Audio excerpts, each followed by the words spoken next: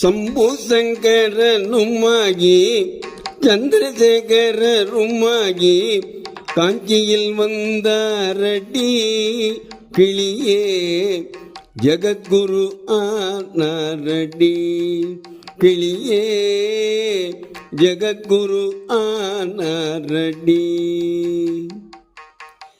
அன்னை மகாலட்சுமியும் தந்தை சுப்பிரமணியும் அன்னை மகாலட்சுமியும் தந்தை சுப்பிரமணியும் செய்த பெரும் தவ பயனாய் கிளியே தாரணியில் அவதரித்தார் கிளியே தாரணியில் அவதரித்தார்.